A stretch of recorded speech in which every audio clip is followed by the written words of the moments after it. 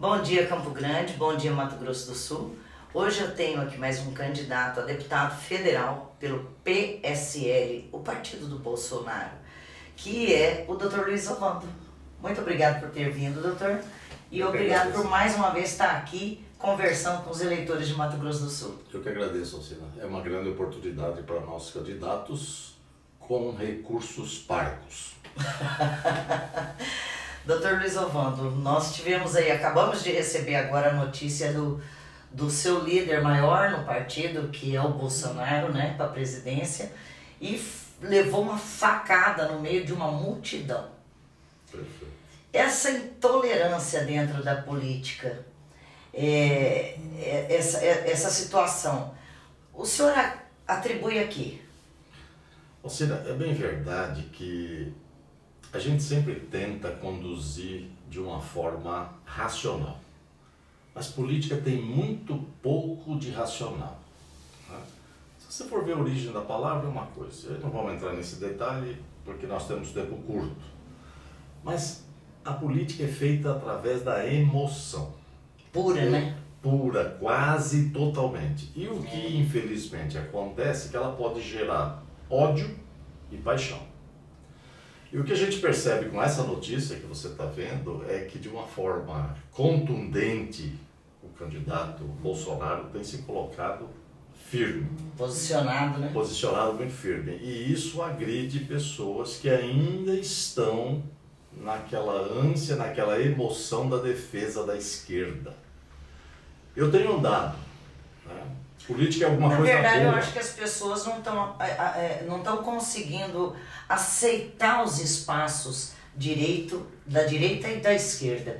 O senhor não acha que existe um conflito e parece que existe uma opressão, na verdade, para que todo mundo use uma linguagem só, quando isso é impossível acontecer? Não, essa questão, como eu disse, eu tenho andado e a gente sente. Tem que ter algum cuidado, porque tem pessoas de várias opiniões. Sim. E você não tem o direito de ofendê-las. Isso é um fato já constatado e sacramentado, vamos dizer assim. Existe o respeito, né? Sem dúvida. Eu entendo que sociedade que discute é sociedade que avança. Então, se eu vou para uma reunião, se eu vou para um debate, numa determinada situação, eu posso não concordar, mas eu respeito. Não estou dizendo que o Bolsonaro não respeite.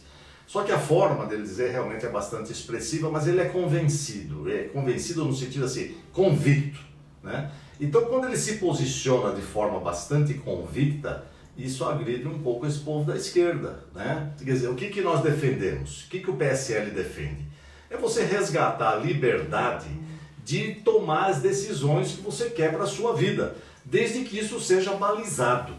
E o povo da esquerda não aceita. Eles querem que você tome decisão, mas a decisão já é tomada pelo centralismo democrático que existe lá dentro dos partidos de esquerda. Então fica o povo mais ou menos enganado, achando que está sendo protegido através de uma série de benesses, mas que na verdade estão sendo conduzidos, tirando a liberdade de escolha, tirando a liberdade de se capacitar adequadamente, tirando o desafio de progressão, de progredir. Então nós precisamos manter isso, e Bolsonaro prega isso. Bolsonaro prega determinação na sua vida. Hoje a gente vê assim que grande parte das defesas ideológicas de direita do Bolsonaro são coisas que até pouco tempo atrás era como se fosse uma regra, né? A questão das condutas, a questão moral, familiar. Até pouco tempo atrás nós tínhamos isso como regra. E de um tempo para cá, banalizou de uma forma que se torna de fato agressivo para quem é da extrema direita, para quem ainda, né, está vivendo nesse período político. Mas essa generalização do que se quer para a direita e para a esquerda, é preciso que se haja mais tranquilidade quando se debate um assunto desse, né, doutor Luiz? Alcina, você Porque quer ver uma coisa? são pontos muito polêmicos, né? Vem aí a questão do aborto, da homossexualidade, a questão da família, a questão da escola sem partido. Então são muitos temas políticos, né, que são Pois polêmicos. é, mas aí veja só, esse polêmico foi criado pelo povo da esquerda. Não tem nada de polêmico. Você quer ver uma coisa? Eu sou médico. Qual o propósito da minha profissão? Salvar vidas. Preservar a vida, salvar a vida. É. Se eu, sendo médico, cujo propósito é salvar e preservar a vida, eu não posso, por uma questão de coerência, de forma alguma, ser favorável ao aborto. O que eu estou fazendo com o aborto? Eu estou matando. O cristão tem essa... Não, mas não é cristão, isso é princípio de vida. A vida é o elemento mais importante para todos nós. Seja cristão, seja não cristão, seja muçulmano, seja árabe, seja animal, seja bicho, seja o que for, é vida. Deus é vida. Então eu não posso abrir mão disso. Então essa história, não, a mulher é dona do corpo, não é. A mulher é um depositário da vida que Deus usou. Não tem essa conversa dela agredir o feto. É o ser mais inofensivo e dependente que existe, é o feto. Então não se justifica querer descriminalizar o aborto. Falar, nós vamos fazer aborto, vou matar o feto e está por isso mesmo. Isso também pode trazer um desencadeamento muito grande de promiscuidade, uma série de coisas, né, doutor? Degrada. A hora que você entra na escola sem partido, é uma tendência a doutrinar a criança, cuja educação tem que ser feita em casa. E isso também não pode se permitir. Quem é responsável pela formação ética e moral são os pais, não é a escola. A escola mantém e promove a vivência em sociedade e dá condição do indivíduo se qualificar tecnicamente. E se uma boa formação, ele vai saber como é que ele vai usar isso. E esses outros temas vários. Homossexualidade é contra a vida. Eu não posso deixar de falar isso. Não sou eu que quero. Como é que você produz uma nova vida? Relação homem e mulher. Macho e fêmea. E pronto. Não existe outra forma. Isso está estabelecido dentro da célula. Queiram ou não queiram, não sou eu que quero, tem que ser coerente com aquilo que eu acredito. Então eu sou médico, eu sou coerente com isso. Não existe outra forma. Você pode até não gostar. Você quer se promiscuizar. É outra história. Então tenha claro isso, que vida se preserva através do relacionamento homem-mulher. Fora disso não tem vida. Mas o senhor não tem assim uma homofobia pelo homossexualismo? Não, de forma alguma. Alcina, a gente mexe na condição de médico, eu tenho 43 anos de formato. Eu gosto das pessoas. Gosto de gente, né? Gente, tem homossexual, tem travesti, tem tudo que você possa imaginar chegando na frente. E eu os trato com a maior delicadeza, porque eles precisam de mim, eu tenho essa noção.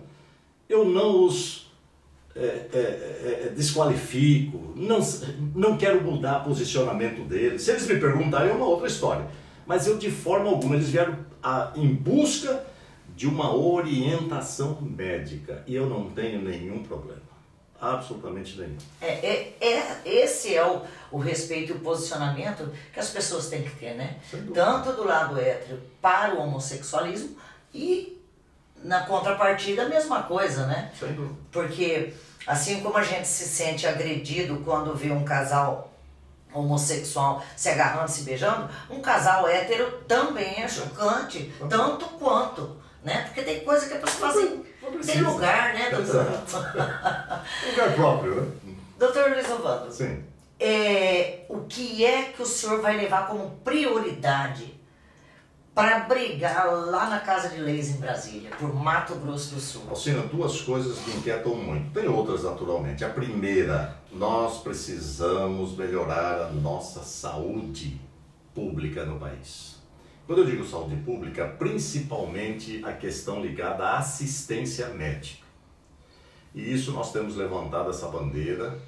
Existe um discurso nacional, existe muita falácia em muitas iniciativas e decisões, mas nós precisamos voltar ao primitivo. É isso mesmo que você está escutando, primitivo, lá embaixo. O médico que resolve, é o clínico, é aquele que para, ouve, põe a mão, diagnostica, dá o remédio e está resolvido o problema. Não é o indivíduo que fica pedindo exame aos montes ou encaminhando para especialista, aumentando a fila. E no final diz que é uma virose. Virose. Isso precisa ser resolvido. Nós precisamos extinguir esse tipo de comportamento. Essa é uma bandeira. A segunda bandeira, nós precisamos manter a nossa herança qualificada cada vez mais. Qual é a nossa herança? Os nossos filhos. Um país sem filho não tem herança. Um povo sem tradição, um povo sem ensino morre a cada geração. Então nós precisamos investir nas nossas heranças. Tem gente que quando eu passo os santinhos voltados para o fato da proteção da mulher, diz: não vou passar para frente porque eu sou contra a mulher trabalhar. Eu não sou contra a mulher trabalhar. Eu sou a favor da mulher trabalhar. Ela tem aspiração, ela tem ansiedade, ela tem desafios, ela tem sonhos. Agora, eu sou contra o fato da mulher ir trabalhar e deixar o filho na mão de qualquer uma. Então o governo é responsável por esse menino que está lá, porque esse menino vai ser um grande cidadão ou vai ser um marginal. Então nós precisamos alertar para isso. Isso é a proteção da família, isso é a proteção da nossa herança, que é o nosso grande patrimônio. Eu posso ter a nação rica que for, mas se eu não tiver felicidade no meio da população, eu não vou conseguir viver bem em qualquer circunstância. Então essa é uma outra situação que eu quero defender. O projeto Joquebed é o projeto de proteção ao filho, com a mãe, com incentivo às empresas que contratarem as mães que têm filhos. Nós estamos vivendo situação em que a mãe não consegue o emprego porque tem filho. E muitas vezes está empregada e o patrão, quando descobre que está grávida, manda embora. Exato. Né? Doutor Luiz Ovando, a gente vê assim, essa grande deficiência na questão da educação e também da cultura, né? E sempre os olhos do governo se voltam para o socorro nessas áreas quando acontecem grandes tragédias, né?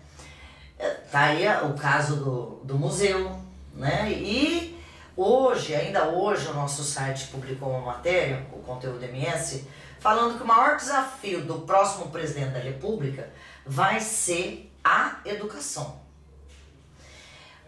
O que o senhor me diz disso? Porque se você for parar para pensar, o maior de todos os problemas, doutor Luiz Ovando, é a educação. Sem dúvida.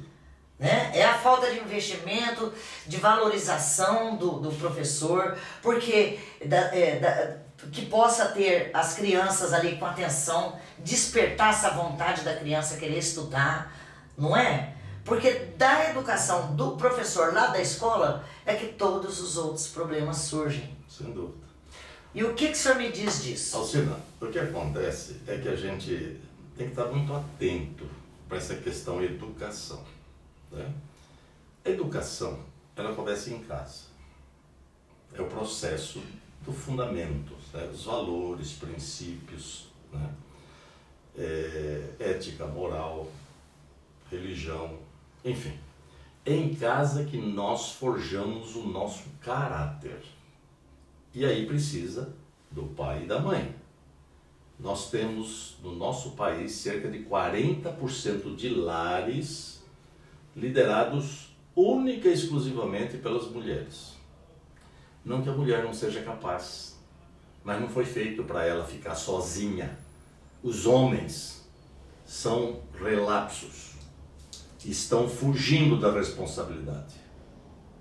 E isso a mulher carrega um grande desafio, um grande peso de trabalhar e educar essa criança. Então já é uma criança que cresce sem um referencial masculino. Não adianta ter homem dentro de casa se não resolve a coisa também. Esse é um outro problema. Então nós precisamos começar a valorizar a família, casamento, estar junto, para que na verdade o produto que seja o filho seja um verdadeiro cidadão com fundamentos. Na hora que você chega na escola, o pessoal fala assim: ah, a professora é mal paga. Tudo bem, mas a professora é o referencial. Eu tenho hoje, até hoje, lembrança de dedicação de professora que eu estudei no primário. Não sai da memória. Do ginásio, da admissão que existia na época, do científico, enfim. São indivíduos dedicados. Então isso é claro que as palavras conduzem. mas o exemplo arrasta, te impulsiona. Então nós precisamos de professores que verdadeiramente sejam bem pagos, não há dúvida disso, mas que deem exemplo, que sejam exemplo para os seus alunos.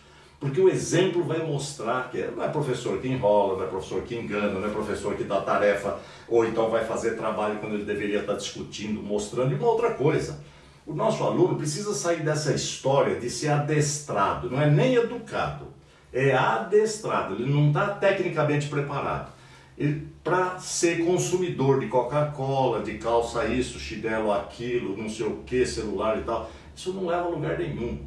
O nosso aluno precisa saber do propósito da existência dele, o que ele pode fazer, o que ele significa dentro de uma nação. Isso é muito importante. Então, o que fizeram?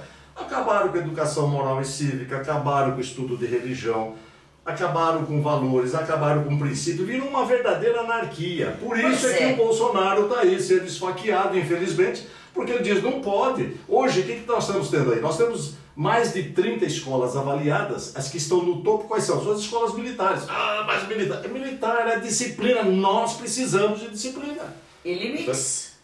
Claro. Não é? Agora vem esse povo aí dizer, não precisa, faz o que quer, isso não existe. Hoje em dia, existe assim, a gente vê algumas falhas do lado do professor, mas a gente vê muita falha. Eu como mãe de 3, eu digo para o senhor, muitos alunos, os pais usam a escola como depósito de filho. Se livrar do filho. Mas não quer, quando vem época de férias, enlouquece, porque acha uma colônia de férias, acha qualquer coisa, despacha para casa da avó, mas em casa não. Mas é o que eu disse, então, o lar está desestruturado. Educar é muito trabalhoso. É desgastante. Exatamente. E você vê que essa geração nova hoje, a maioria da moçada diz assim, eu não quero ter filho. Né? Por quê? Porque realmente é melhor que não tenha do que tenha para deixar jogado, né, doutor? Doutor Lisovando, a conversa está top. Mas eu vou te fazer mais uma pergunta para que você depois deixe o seu recado final. Com relação ao porte de arma, segurança pública, o senhor tem algum projeto nesse sentido? O senhor estaria dando corpo a essa liberação do porte de arma como que é o seu líder Bolsonaro? Cida, veja o seguinte, pode ter 2, 3 vezes porte de arma e tal, eu não quero arma. Eu particularmente não tenho necessidade de arma. Eu digo sempre que minha arma é o argumento, claro que se eu estiver na rua, alguém me assaltar, não adianta eu argumentar, eu vou ficar quieto. Mas eu quero dizer o seguinte, a arma é um direito que o cidadão tem. Ele tem que ter a liberdade de ter a sua arma ou não. Claro que tutelado pelo Estado. O Estado vai estabelecer normas, regras, para que ele possa ser qualificado ou não para portar uma arma. Entendeu? Hoje em dia eu acho então, assim nós que você precisaria de uma seleção muito precisa. Não, a mesma coisa de você ser motorista. Tem maior arma do que o carro? Do que o veículo? Não é. Se o indivíduo bebe, não tem comportamento, não obedece, é um intransigente, esse indivíduo está com uma arma na mão e vai matar muitas pessoas. Então, o porte de arma, eu acho que deve ser liberado. Eu não vou ter arma, porque eu não acredito, mas tem gente que quer ter. Mas agora, uma vez decidido ter arma, você precisa, inclusive, passar por um processo de avaliação psicológica, psiquiátrica adequada, para que você possa verdadeiramente portar uma arma. Precisa de um equilíbrio muito grande. Exatamente. Né? Então isso é fundamental. O que o Bolsonaro prega é a liberdade. E nós amanhã comemoramos 7 de setembro, que é a celebração da independência. Né? A liberdade. A liberdade é algo assim fantástico. A liberdade é inerente ao homem. Deus fez o homem com liberdade. Então eu posso perfeitamente decidir ter uma arma ou não. Eu não quero arma, mas isso não significa que eu não defenda a liberdade. O que foi feito era intencional, para que as pessoas não tivessem armas e fossem presas de regimes totalitários que estavam caminhando para isso. Com tanta dificuldade que a gente tem aqui no Brasil com relação a respeito, hierarquias, com tudo isso que se banalizou, famílias, tudo, o senhor acha realmente que o país ele é apto a ser um país democrático? A democracia nós temos que exercitar, a semelhança do exercício físico. Você pode começar capengando, com dores, com dificuldade, mas à medida que você vai exercitando, tendo o propósito de se aprimorar, você vai melhorando cada vez mais. A democracia é um processo. Você tem que progressivamente exercitar e, paralelamente, esse povo tem que crescer em amplitude de conhecimento e convivência. O que nós precisamos fazer não é esse totalitarismo que aconteceu nesses últimos 13, 14 anos, em que é uma ditadura de determinados princípios e valores esquerdistas socialistas. Então, o que nós precisamos, eu acredito na democracia, que ainda é o melhor método, né, de administração. Mas percebe-se que adoeceu muitos poderes, né? Não, mas isso aí é aquela história, o povo ficou à parte, o povo recebeu as benesses. Se o povo recebe benesses, ele não vai fiscalizar, porque estão me dando o quinhão. Então, se eu sou o elemento promotor da situação diferente, e eu estou progredindo, eu estou gerando riquezas e tal, eu quero saber como é que as coisas estão. É isso que nós precisamos, nós precisamos sair desse vassalismo. O país entrou num vassalismo insustentável, em que as pessoas ficam tomando tereré, dormindo, reproduzindo, para que o Estado continue sem dar a eles condições de desafio para crescer. É isso que eu digo, que as nossas heranças precisam ser avaliadas adequadamente. Agora, uma vez, né, você com desafios e você atento para o que o governo está fazendo, eu vou fiscalizar o que meu representante está fazendo, o que ele está defendendo. E na próxima vez eu posso reiterar meu voto ou simplesmente dizer que você eu não voto mais. É isso que nós precisamos. Então esse é um processo na democracia. Nós vamos crescendo e melhorando, não há outro, né? Churchill disse isso, né? O capitalismo é o pior dos sistemas, excetuando-se os demais. Quer dizer, não tem outro. Né? Então nós, não tem jeito. Nós temos que aprimorar, temos que saber conviver com isso. Seu último recado lá para o eleitor do Mato Grosso do Sul, no dia da eleição, seu nome e seu número. Alcina, muito obrigado, inicialmente, foi muito bom estar aqui com você conversando, e para os seus ouvintes e telespectadores, vamos dizer assim, né, eu quero dizer que eu me candidato a deputado federal do PSL sob o número 1707 com Bolsonaro. E a minha esperança, né, é que o nosso país possa perfeitamente entender que há um projeto melhor de desenvolvimento da sua potencialidade. Você jovem, você adolescente, você criança, você adulto, idoso, nós precisamos retomar a segurança, a ordem, porque se assim for, nós estaremos progredindo e dentro em breve nosso país fará a diferença para a qual ele foi talhado e tem condição de fazer isso. 1707, Dr. Luiz Ovando, deputado federal. Muito obrigado. Muito obrigado, doutor. Eu que agradeço. Boa sorte e que Deus te acompanhe. Amém.